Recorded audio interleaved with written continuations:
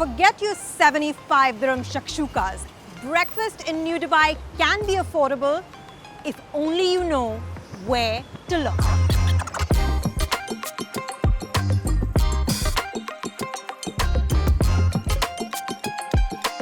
Everyone knows that you can get a cheap and cheerful breakfast in Old Dubai, in your Dera, Karama, all of the classic hoods. But what if you're in New Dubai? Where can you grab breakfast so that you don't end up being a pauper before noon? Hands down, Barsha is the neighborhood to be. Today I'm going to be hitting up 3 different places that do breakfast in their own special way. So if you're ready, let's go. We're starting at Mohammad Iqbal, a Pakistani greasy spoon that's been serving up morning staples since 2016. We're talking about dishes like Nihari, Halim, Maghaz, all paired with fresh, hot parathas and naan. You're going to find the regulars here early and they fuel up before a long day. All right, I've got a breakfast of champions in front of me, and so I've gotten the big appetites from Frying Pan Adventures. Here are my fellow food tour guides, and we guys run walking food tours all over Dubai. So there's no better people for me to share this meal with than Ketki and Noreen. You've probably seen them on the channel before, and these guys love eating as much as I do. Shall we start? Yes, please. Okay, we are gonna kick it off with, let's go with the Nihari.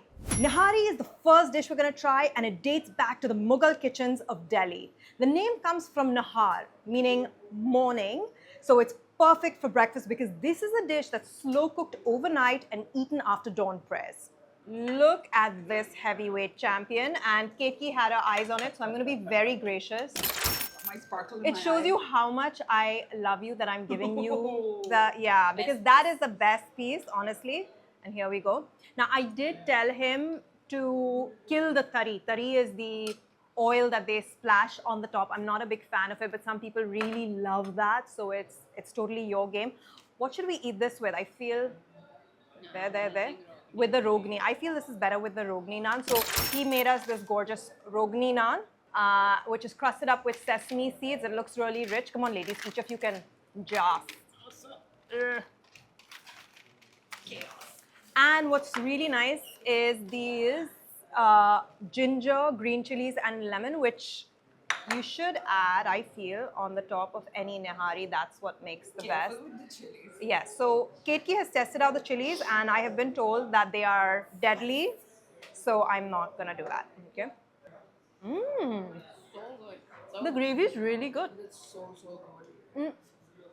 You know, I expected that because it's very much like a bachelor taxi driver haunt, it would have so much masala and it would be so spicy and it would be like really overkill. But it's not. It's actually very, very good. I will say that this meat is more fibrous than I typically have had. Is it because this is beef, right? Yeah. And that's the reason why. Because you also get mutton nihari, and I typically order mutton nihari. The beef nihari is more fibrous because beef tends to be. But the gravy is on point. It's the correct consistency. It's thick and it's so juicy, and the spices are perfect. Like, it needs nothing. I'm gonna go in for the Maghaz, the brains. Maghaz, or brains, is the next thing we're gonna try, and this is a really beloved breakfast across parts of South Asia. The secret's all in the spicing. It's gotta be bold, warming, and never shy. Hannibal eats brains for breakfast, and so do we. Those are really good brains. So Noreen is skipping out on the brains. These brains are cooked with lots of masalas. You can see the green chilies in their fat, big green chilies, and then the bits of garlic, coriander for garnish. Honestly, if you didn't know it was brains, you would probably think it's scrambled eggs. I always say that to people. Very creamy. I also think this is one of those dishes that if you don't like brain or you know, this is a good intro dish to Yeah, brain. true. For real. Like you really cannot taste any of it. No, you it's have so to good. take It's these like bites. bhurji, anda bhurji. We've convinced Noreen to take a bite. Oh my god, this is... Okay, wait. Noreen's trying it for the first time. Taking more of the chili. Look at her. She just took the 2 chilies. There is some brain next There to is it. some brain extra. Okay. No, it's so good. It actually is really good.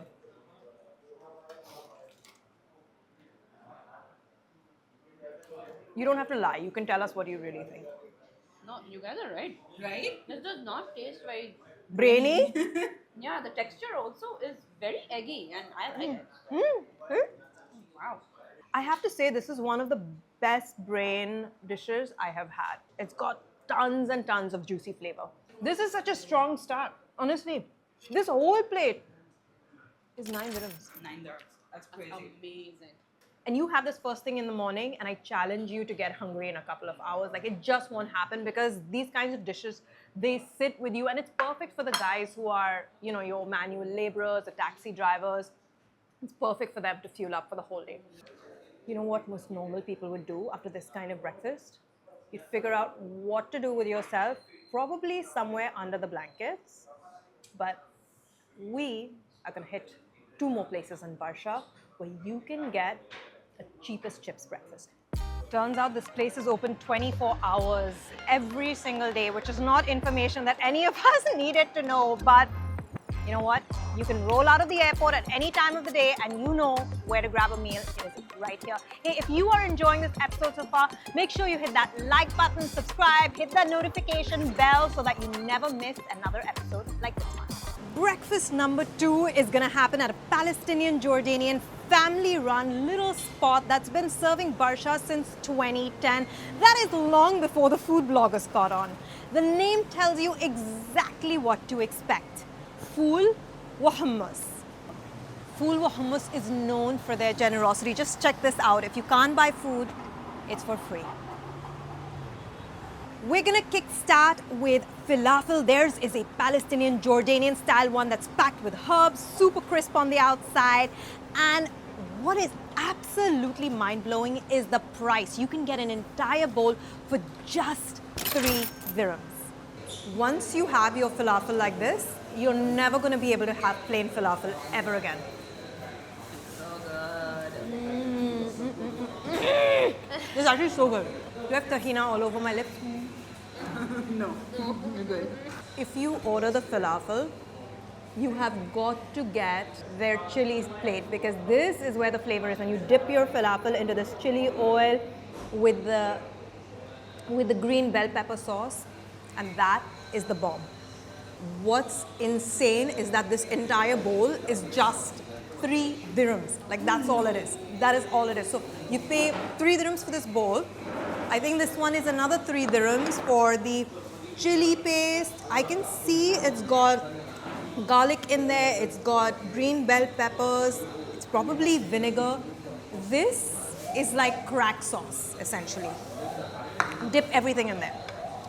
Actually, to be honest, I just want the sauce with a side of falafel. I want to live in Like, that's all I'm doing. Really. I'm sorry, but everything is getting sidetracked because of the sauce. Because it's so good. I don't think it's just green bell peppers. I think there's something else in there. It's whole garlic. That's what it is. It's like this fermented chili paste, you know? Yum. It's the kind that they've let it just sit and brew in its wholesome chili flavor. How do you know that this place is a Palestinian-Jordanian one?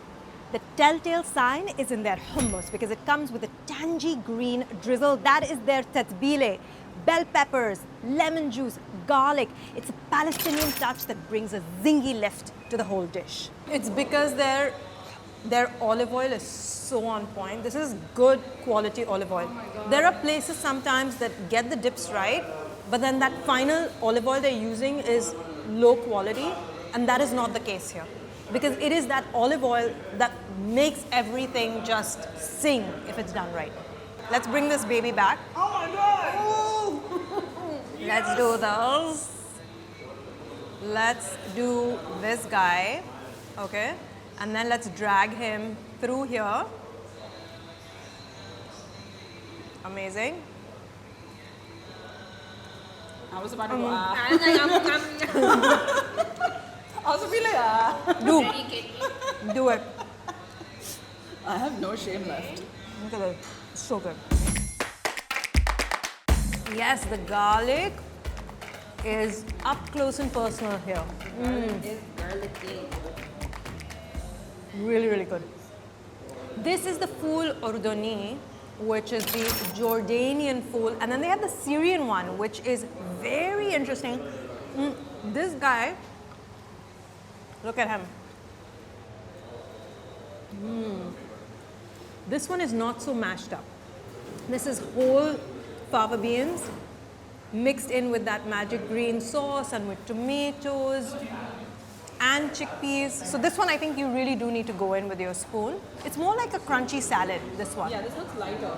And really, you know, I like how you called this one he, and I naturally call that one she. I don't know why, but I feel like She's more mushy and emotional. Yeah, she's more like seductive almost. Yeah. With that creaminess. Look at that. It's like a 3-bean salad. This is simple, no frills. But I am team mush all the way. Yeah, me too. Believe it or not, we still have one more spot to go. Thankfully, all of this stuff does really well when you pack it up. So we are going to pack it up and hit the road. I'm taking you home. I'm taking this home, seriously. All right, it's yours. It's yours, sold. Final stop, Ala Hawak. It's a compact North Indian breakfast nook tucked into the back streets of Barsha. I've never tried it, have not even heard about it until I was looking up spots for this video. So it's gonna be my first time and I can't wait to see whether it makes the cut for one of those awesome breakfasts that you have to drive up to Barsha for. Since the last 2 breakfasts weren't heavy enough, we're gonna go in big with this guy. Ladies, I hope you're ready for kulcha. Let's rip it. Punjabi style kulcha filled with potatoes and slathered with an unholy amount of butter, and if you smell it, you can smell the kasuri methi, which is the dried fenugreek leaves. Let's go in. Shall we tear it and dunk? Yes, you can see the aloo through that. You can. That means they've stuffed it so generously. And this is traditionally always served along with chole.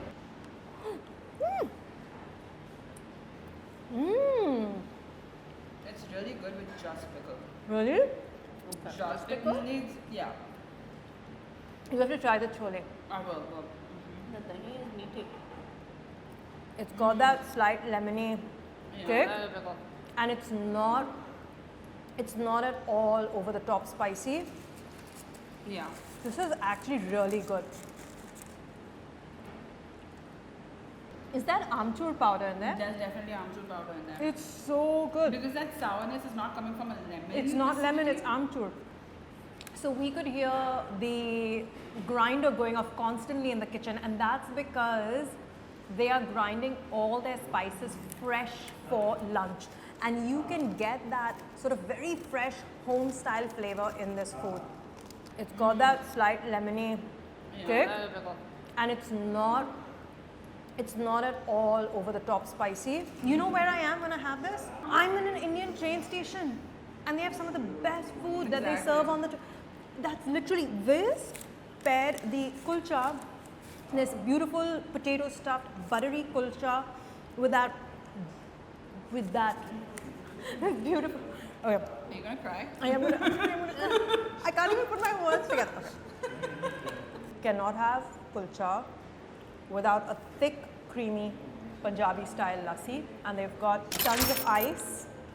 They do it sweet and salty. I got the sweet one, and this one has nuts inside. You would think we would have called it quits with that full-blown Amritsari kulcha and chole, but no, we didn't. We went in for the kill, some true North Indian style carb loading, Puri Bhaaji. Puffed up puri, made fresh in the hot, seething oil, along with bhaaji, that's a potato mash, really well spiced, along with pickled onions, achar, and then we're going to drown it out with cups of chai.